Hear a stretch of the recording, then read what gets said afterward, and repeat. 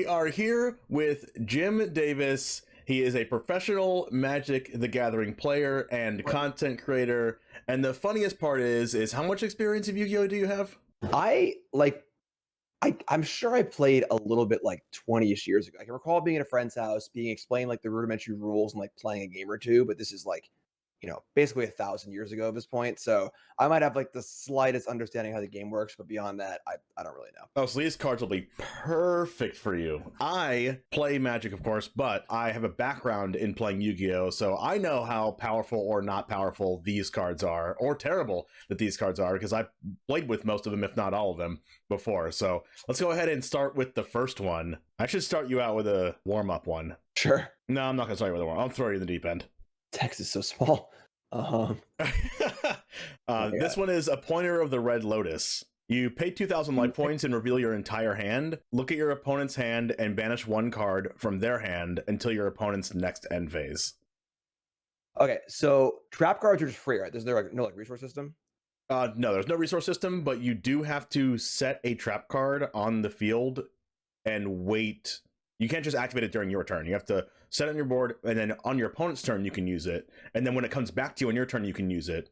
So it just has to be set first. Okay, so we have sort of like a Thoughts Easy card here, where we get to pay some life, look at their hand, take a card, but they get it back like the next turn. Correct. They get it on their next end phase. What a bizarre. So like, obviously Thoughts Easy is one of the best cards in Magic. So like, it's like, at first glance, it seems really, really good until you hit that, like, they get the card back clause. Yeah, and they can't use it the turn they get it back either, because like on their end phase. I'm gonna say this card is good. I feel like this is the kind of card that would look bad to a newer player, but like I feel like it's also kind of like a combo-y kind of game too. So like that 2-turn cycle might be really, really important. So I'm gonna say this card is good. Tournament staple. It is a pretty good card, and you got it right. Oh, I was waiting for you to say that this was terrible. But yeah, it was a tournament staple, and it was a tournament staple for it was actually pretty bad for a long time. But then people came around and realized that your opponent just doesn't get another turn after you combo on your turn and kill them. And all you need to do is take your opponent's most important card. It doesn't matter. Like, you have to have a card in your hand to resolve this, because you have to reveal cards in your hand to activate the card. But the 2,000 life points doesn't really matter as much. And showing them a card in your hand doesn't matter either. All it matters is taking your opponent's combo piece and winning the game. So this card's banned. It's banned? Yes. Oh, wow. 4-1 for the good guys. 1 for 1. I was waiting for you to get this wrong. Let's go to the next one. Yeah, I'll let you read this one. Artifact Scythe. 5 little symbols, which I feel like that's the level. That's the level. Also, for context, why the level matters is you can normal summon only 1 time per turn as like a sorcery speed action. And you can only do it once per turn, and you can only normal summon a monster if its level is 4 or lower. If it's 5 or 6, you have to sacrifice a creature first, and if it's level 7 or higher, you have to sacrifice. In most cases, you have to sacrifice 2 to normal summon it. Okay, yeah, I kind of remembered that. I knew that like the more of those things there were, like you had to like sack it, kind of get it out there. So okay, so this is a level 2, I guess, creature, or like so fairy effect. You can set this card during your turn from your spell and trap zone as a spell. During your opponent's turn, if this set card in the spell and trap zone is destroyed and sent to your graveyard, special summon it. Means just play it, I guess. If this card is special summoned during your opponent's turn, your opponent cannot special summon monsters from the extra deck for the rest of your turn. There was so many different like clauses and extra things here. Okay, for added context, you can special summon as many times as you want on your turn or your opponent's turn. Anytime a card can say it's special summon, like you can special summon it. And the extra deck is a extra deck of 15 cards that you can access by meeting the summoning requirement of the card in the extra deck. Okay, it's kind of like a wish board. Kind of, basically. Kind of? Yeah. Okay. All right. And then I would assume that creatures or whatever they're called in this game don't typically go into the spell and trap zone. It's more for like spells and effects, right? Correct. Usually they don't. So this is an archetype of cards called artifacts that just let you do that. Okay. So it's sort of like, I'm not going to play this creature normal. I'm going to slide it in here. You're going to think it's a spell. And then if they destroy it in some way or stop it, you're like, bam, haha, here's my artifact Scythe, and play it. And then your opponent can special summon monsters extra deck for the rest of a turn. That's a lot of setup. And I don't know what the rate sizing is for these creatures. Like, so 2200 attack seems kind of okay, I guess, but 900 defense seems really, really small. I'm gonna say this card's bad. I'm gonna say this card is like too much, kind of the juice ain't worth the squeeze sort of thing, but very, very hard to parse. The Thoughtseize one's easy. It's a Thoughtseize, but this one's kind of like, whoa, extra deck, what? Yeah, I wanna say that this card was like the jank that you just hope to pull off, and every single other artifact card for the most part like this was that, but this card is insane. This card's banned currently. Okay. Yeah. Because what you can do is you can set it up to where you can have a different card to special. You can put this card in the graveyard, and then you can summon this card back out of the graveyard on your opponent's draw phase. And then so you just like keep doing it, and then you can sacrifice it basically, and then just keep summoning it back. And your opponent's locked out of their extra deck for like the whole game, basically. Got it. See, that was the part to me that didn't sound very good. Was like you lock them out, but only for one turn, so it didn't seem like that debilitating. But if you're able to loop it, that makes sense. Well, even if it is just one turn, a lot of times people put this in their deck. There's a different trap card that says summon an artifact from your deck, and then you would just summon this out of the deck and lock them out for a turn. And that was like a prominent sideboard thing to do for years. Was play it was called Artifact Sanctum. Artifact Sanctum, summon Artifact Scythe from the deck, lock your opponent out, and then you just go back to your turn and kill them. All right, you got me. We got him. Reading the card does not explain the card. One thing about Yu-Gi-Oh is reading the card does not explain the card like it does in Magic. This card's called Fairy Tale Snow. I'll let you go over it. Okay, so is the hyphen just part of the name, or is it like fairy tale and there are different kinds of fairy tales or something like that? There are different kinds of fairy tales. Just like artifacts, there's a different there's an archetype called fairy tale, and there's fairy tale snow, fairy tale, like 6 other ones. 4-star creature means it's like a basic creature. You can play it by itself, correct? You can normal summon this card, yep. All right, so Spellcaster effect. If this card is normal or special summoned, you can target one face-up monster your opponent controls. Change it to face-down defense position. If this card is in your graveyard, quick effect, you can banish 7 other cards from your hand, field, and or graveyard and special summon. All right, that second line there screams really, really good to me. You know, in Magic, of course, being able to use your graveyard as a resource, being able to delve or return things over and over again is busted, Uro, etc., escape. So that line sounds pretty good to me. Let's read the rest of it again. If this card is normal special summon, you may target one face-up monster your opponent controls, change it to face-down defense position. I don't know what that means exactly. Okay. I know. So the words sound like, oh yeah, those are Yu-Gi-Oh words, I think, but I don't know what it actually does. Okay, so when it says quick effect, it means instant speed. Okay. If it's normal or special summon, you can target one face-up monster your opponent controls, change it to face-down defense. For instance, if you normal summon a monster like Fairy Tale Snow and it gets flipped face down, you cannot flip it face up in the same turn. If a card has attacked already and you flip it face down after it's declared an attack, you cannot flip it back face up. Also, there's other mechanics like synchro summoning and link summoning that require you to have the monster face up to tell the card's level, or however you summon a card out of your extra deck. It needs to be face up for you to do that in most cases. Okay, so it's sort of like it slightly debilitates them in some way for temporary gain. Okay, that part sounds okay to me, but the fact that you can just like keep playing it by pitching cards from your graveyard seems pretty sweet. But I feel like I'm getting tricked here, but I'm gonna allow myself to be tricked. This card seems good to me. Yep, you're right. This card's banned. Yeah, it's also banned. Yeah, oh wow. Yeah. Is there always banned? I think I hear bad at first. I'm like, oh, banned. No, cool. Yeah, yeah. This card is absolutely absurd. There's a lot of decks that just put a lot of cards in the graveyard, similar to like Hogak. Right. And this is like a Hogak of Yu-Gi-Oh, basically. Okay. Yeah. I mean, yeah. Again, it's funny how like, you know, all the words are different, but the general mechanic on a lot of these cards are just like take your opponent's thing or use your graveyard as a resource, or just like common things that I imagine are really good in most card games. You can dump your deck into the graveyard, by the way, from like activating a whole bunch of cards since there's no resource system. Summon this out of your graveyard as a combo extender, and then put it back in the graveyard, and then summon it back again to stop your opponent on their turn. And then keep doing that. Yeah, it's very, very good. That does seem pretty good. Let's go with this card. Okay, this is a very, very small creature. 500, 200. It seems kind of small. It only has 2 stars. Instant effect, during either player's turn, you can send this card from your hand to the graveyard. This turn, each time your opponent special summons a monster, immediately draw 1 card. Only use 1 Maxx C per turn. So basically, you can just like pitch this and cycle and draw a card for free when they special summon a monster. Right. I mean, if they don't special summon, you don't get any value, but if they special summon, you do get some value. Oh, so you have to play this. It has to be no. It can be in your hands. If this card's in your hand, right, they special summon, you can just pitch it and draw a card. Right. And I mean, it's obviously hard because I don't know how often special summoning happens in a game. Based on what I've heard for these last 3 cards, sounds pretty common. So this seems like kind of street wraithy to me, where it just shrinks your deck. But that being said, I mean, see, I feel like we're in like the multiple choice test, right? Where the last 3 answers have all been A, and you're like, the next one's got to be B or C, unless maybe they're just going to make them all A. You know, like, so this one also seems pretty good to me. You know, like it seems like Street Wraith, which is like a pretty busted card, especially in a game with no resource system where you can just kind of burn through your deck and stuff. So like, but I'm scared to say good again in like 4 cards in a row. So, but I'm going to say good. I'm going to say this card's good. It's a very, very like kind of coggy, combo-y, cantrip-y kind of card. Okay, I'm going to ask you a follow-up question. Okay.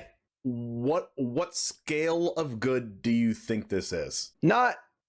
I would say very similar to Street Wraith. Street Wraith, Mishra's Bauble, kind of like a grease the wheels kind of card, where this is not the card that like, you know, it's like this is not Hogak. This is the Citrus Supplier, or the card that like gets cards into the graveyard to make Hogak good. So like it's the kind of card that it will occasionally be banned because it's too good at greasing the wheels, like, you know, Arkham's Astrolabe or Gataxian Probe, but it's not the card that scares you. It's not the card the deck is named after. So I'll say this is a fairly high quality grease the wheels kind of card. Okay. This is I'm going to say it's arguably the best card ever printed. Okay. This card is banned right now, and it's not banned in Japan, but it's a format meta warping card. It's kind of like the Brainstorm in Legacy that they just don't want to ban it. But it should probably be banned. But it's better than Brainstorm is for Yu-Gi-Oh. So when you go first, you do your play, and then you have Maxx C just in your hand. Your opponent tries to like out your board by special summoning. So as they're outing your board, you are drawing more and more cards. And this card can draw like 4, 5, 6, 7, 8, 9, 10 cards in a turn. When your opponent goes first and you have this in your hand, you can use it, and your opponent either has to stop playing and not set up any board at all for you to beat, so you just win the game, or they set up their board anyway, and you start your turn with like 15 cards in hand. Okay, so I actually missed something on this card. I didn't realize you would be able to draw more than one. I didn't think that special summoning was something that happened multiple times in a turn. Here's some of the context. Even the control decks in Yu-Gi-Oh right now special summon like 2 to 3 times a turn. There was actually a combo deck at a point in time where if you Maxx C'd them, you could lose the game by decking out. So at a much higher scale than I was thinking. I was like, oh yeah, you just draw a card. That's great. Do you blame me for the follow-up question now? No, that's great. Yeah, I just didn't process that like special summoning could happen over and over again. Because again, I'm used to a game with a resource system. So like if you're just able to keep doing these things over and over again, that makes a lot of sense. This is Blue Eyes Chaos Max Dragon. All right, Blue Eyes Chaos Max Dragon, 8 symbols. This is a level 2 creature. It is a level 8 monster. All right. I mean, sure. I'm thinking of it like I need to have a base level creature sacked into a bigger creature sacked into this. Right. You cannot tribute summon this because this is a ritual monster, as it says by blue coloring. It says Dragon Ritual Effect, which means you need a specific ritual spell to be able to play this out of your hand. As you can see, it says you can ritual summon this card with Chaos form. Okay, so you need to have a like 6-star creature in play and have a ritual. No, you can have one. You can have one in your hand. Like Chaos form says that you can. I believe you can send one from your hand or banish one from your graveyard or something like that to summon this out of your hand.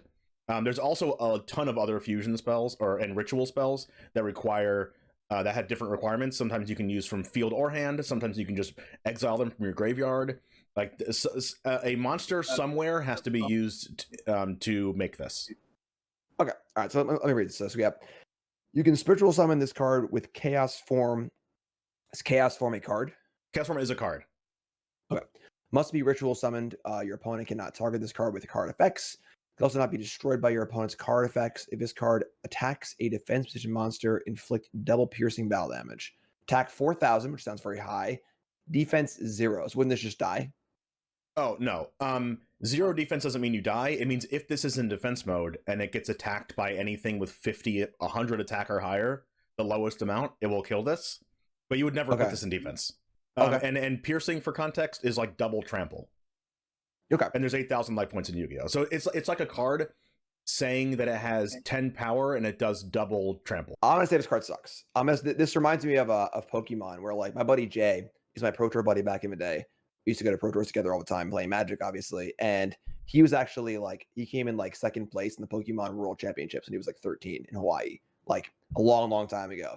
I remember him telling me about Pokemon that like back then at least, any sort of Pokemon that required an evolution was terrible, and like Charizard was like the stone worst because like you had to like play a Charmander, somehow get it into Charmeleon, then get it into, it's like, you know, so many like magical Christmas land steps to do that like it was just never ever worth it. You only play basic Pokemon, so like that just jumps out to me from this card, that like this card requires so much setup to actually function.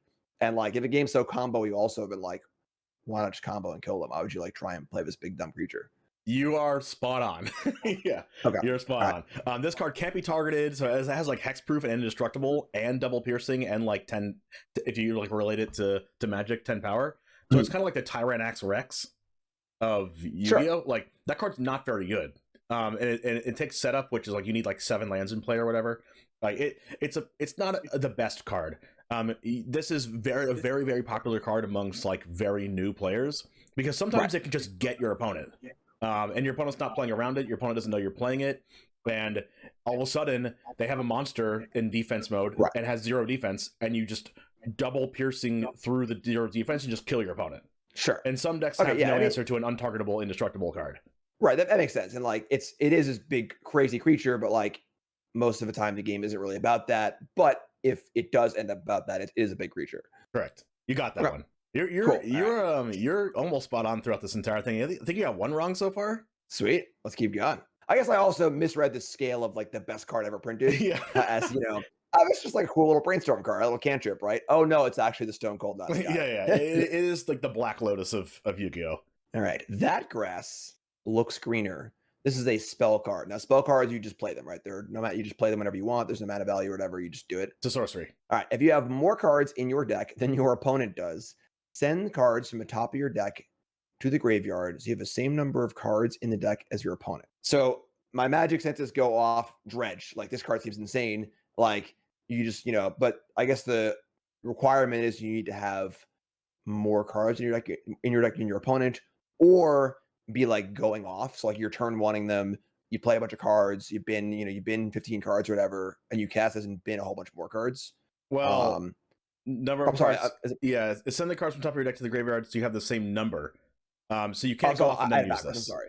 Okay, so so you have to have like you need to be eating your opponent's deck then, or have a really, really large deck to utilize this in some way. Yeah. I mean, this card feels Battle Woodsy to me, where like you have to do this really weird deck building thing that makes your deck kind of bad to make it work. It does seem like it would be very good in the scenario of making it work. I mean, I don't know how the game works exactly, but in Magic, if you're able to just like play a spell for free and bin 30 cards, you're going to be able to build a deck that can win the game a lot of the time from that. But I'm going to say this is kind of like a meme card. Also, the art looks very memey too, but this is like a meme, like fun build around. If you're a content creator, you'd like build around this and have a little fun with it, but like it's not actually a competitive card. The art does look super memey, but this card is absurd. This card is super good. My inkling said that, but like the restriction, I mean, it just like, I guess if there's a way to build your deck where you don't need to play more cards or whatever, and you can like, I don't know, mill them for 20 and then play this to mill yourself for 20 kind of thing. Like the power level is definitely there, but I just don't know how difficult the deck building restriction is. In Yu-Gi-Oh, you can have anywhere between 40 and 60 cards in your deck. Usually Yu-Gi-Oh decks are around 40 to 45 cards, but 40 is usually where people like to stay. Some people go over that, but whatever. Depends on the deck. Sure. But this is play a card, mill 20 cards. Right. And then you just dredge from your graveyard. You mill Fairy Tale Snow. Right, exactly. That actually happened. You Hogak and you go from there. Yeah, okay. they were in the same deck together. Okay, yeah, that makes a lot of sense. And they both got banned. They would play 60 cards. They played 60 cards. They play 3 of this because it's the max number you can play, and then they just play. There was also a card called Left Arm Offering. It was a spell just like this one. It said banish your entire hand, which if you have no hand, you can't use it. It's like max minimum 2 cards that you have to banish to use it. And it said search your deck for any spell and add it to your hand. So you Okay. just left arm offering, banish your hand, so it's like additional copies of grass. That grass looks greener. Yep. You search your deck for that, play it, mill 20. And so you had like 6 copies of that in your deck, and so your whole game plan turn 1, there's no mulligan, so you can't mulligan to it, but your whole game plan turn 1 is activate that grass looks greener, mill 20, win the game. It does sound like a content creator Mimi card though. Here's the next card, trap card called Ultimate Offering. The symbol there next to trap card means it's continuous, so it just stays on the board after you activate it. Okay, so like an enchantment basically? Yeah. Okay, so Ultimate Offering. During your main phase or your opponent's battle phase, you may pay 500 life points, normal summon, or set 1 extra monster. All right, so Fast Bond. Pay some life, keep being able to do resources over and over again. I feel like I keep saying every card's good, but like I think this card's busted. Okay, you're right. It's good. Okay. Okay. Yeah, this card, there was an archetype in, or still is an archetype in YuGiOh called Gadgets. And what a gadget does is it's kind of like it's a gadget, you normal summon it, and then it says add a gadget to your hand. So it's yellow, green, and red gadget. And when you normal summon yellow, you get green or red gadget. I forgot which one. And then when you normal summon the green gadget, after you search the red gadget. Then you normal summon, you search the yellow gadget. And then you just keep paying 500 life points, normal summoning it, and make a huge board full of gadgets. And they have like 1,500 attack or so per gadget. And then you can just kill your opponent. Yeah, I feel like basically, just like the graveyard's a huge red flag, anytime you're paying life for things is also a huge red flag, like channel, fast spawn, because it allows you to unboundedly kind of just do your thing a lot. And I guess like there's no resource system here, so you can kind of just keep going, whereas in Magic, you're limited by your mana. So your life total is a way to kind of like keep doing that. But even then, just like the pay life cards are always like, the more casual players look at it and they go, I don't want to do that. That's my life total. And the more serious players are like, yeah, I'm going to use every point.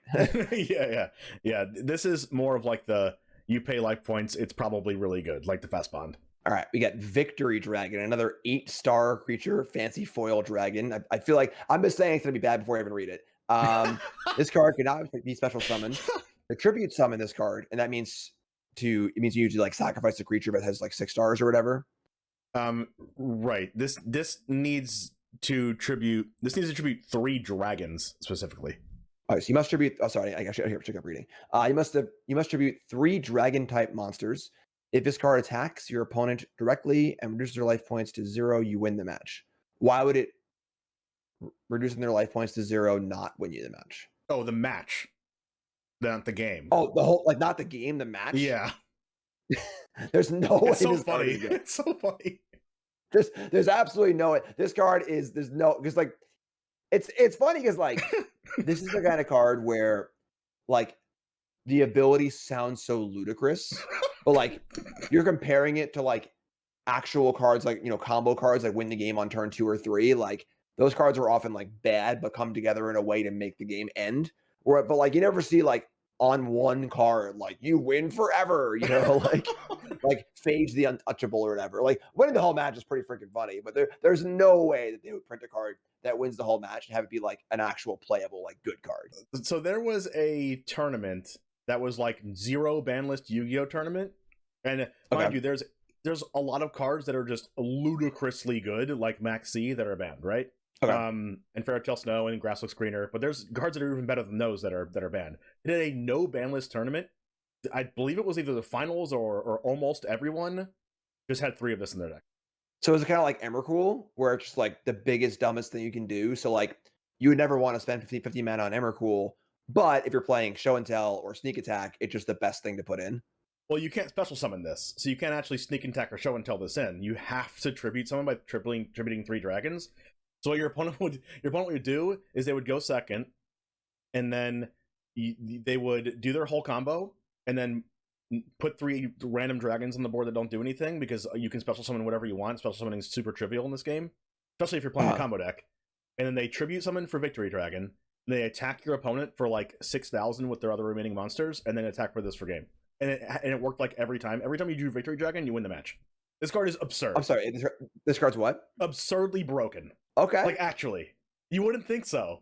They will never, ever unban this, ever. So it happens a lot in content, right? Where you have this deck that can, like, it does something really powerful, and it creates a really, really winning scenario. Yes. And then you can, like, win with some super meme card. Because, like, you're already winning, like, so you just, I want a game with Battle of Wits, or I want a game with, whatever, Realm Breaker, whatever it is, like, but you were kind of winning anyway. And like the people watching might not really necessarily realize that you were already so far ahead that like, you know, you didn't win with this dumb card. You were just winning by a lot and would have won with almost anything. So like in this scenario where the combo deck just like goes off and plays everything and like just plays these random dragons and plays this card, haven't they already won the game? Or is the point that like they've already won the game, but this ensures they win the match? I wasn't really quantifying how powerful the like the winning the whole match part was, but that's all right. You got. I feel completely got on this one. If you wanted to get me and I was not really cooperating, you got me this time. You gave me you almost gave me a thumbnail by saying Maxx C was almost bad, but this is you gave me a thumbnail with this one. Victory Dragon's terrible. Right, excellent. happy to be the butt of the joke. That's why I was laughing. I was like, oh my god, because it looks like a meme card. It looks like the memest card ever. And it sounds like the number of hoops you have to go through to win the entire match in one attack or whatever would be absurd. Therefore, it should be absurd in theory. But all right, yeah, you got me. Pay 2,000 life points. After 20 turns have passed, after you activate this card, you win the duel. So this is Helix Pinnacle, or whatever, the card that it's just like Hexproof, pay 1,000 mana, win the game.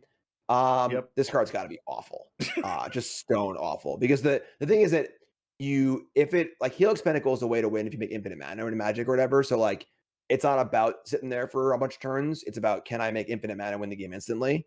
But this card actually requires 20 turns to pass. Also, some sort of like taking turns, time warp deck where like you would effectively win instantly. This card's got to be stains. So there's two ways to look at this card. Okay, number one, it is kind of a bad card. You're right about that. But it is limited to 1 on the ban list. Does that make it really good?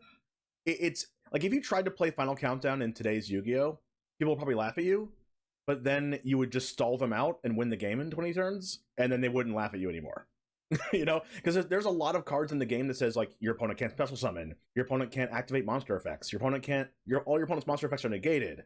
There's like all your opponent's trap cards are negated, like Jinzo. There's a lot of cards that you could just cheat into play somehow.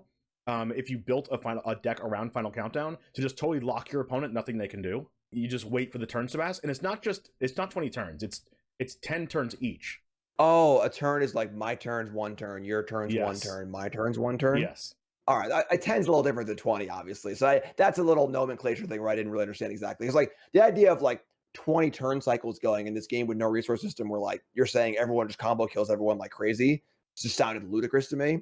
But this is a 10 turn. I should play Stasis and Winter Orb and like crap to slow them down and then win with it kind of thing. Correct. Okay. Yeah. I mean, if they eliminated that one on the ban list because if you just start the duel with this, you're likely to win the game if that's what your deck's trying to do.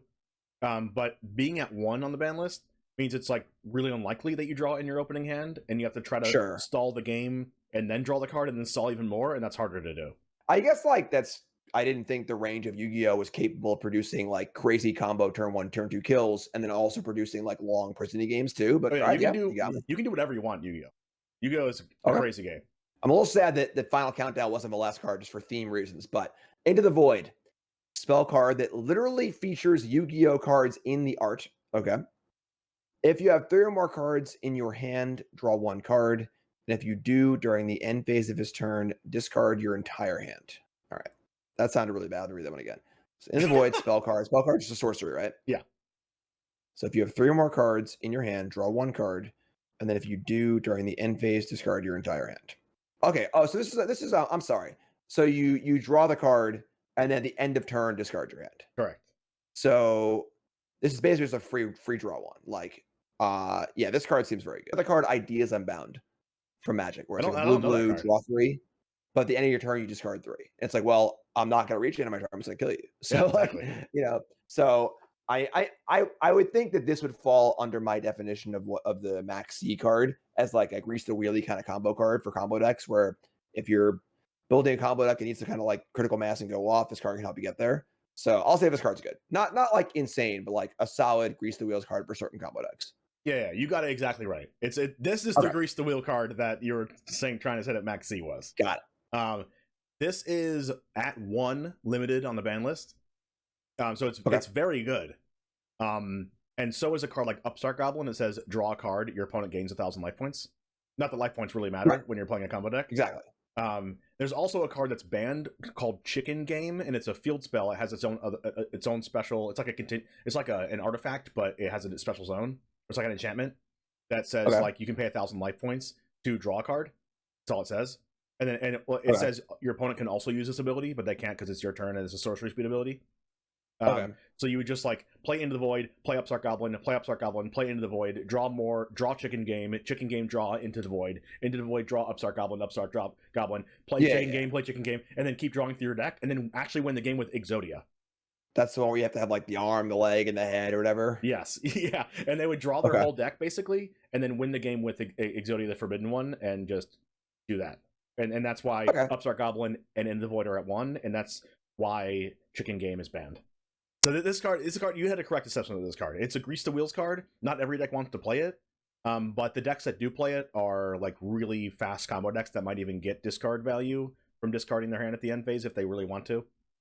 Okay. So yeah, well, sweet. We'll happy to leave on a win then. That's good. Yeah, you did leave on a win. Hopefully you enjoyed this experiment. I think you got about 75% of them right.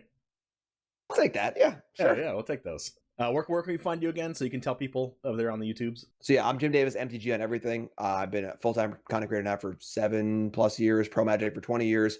Back playing Pro Magic somewhat by accident, which is kind of cool. I got the World Championship coming up in a month or two. But yeah, Jim Davis MTG on Twitch, YouTube, TikTok, Instagram, and Twitter. All right. Thanks everybody for hanging out. Like and subscribe if you like the content, and I'll see you next time.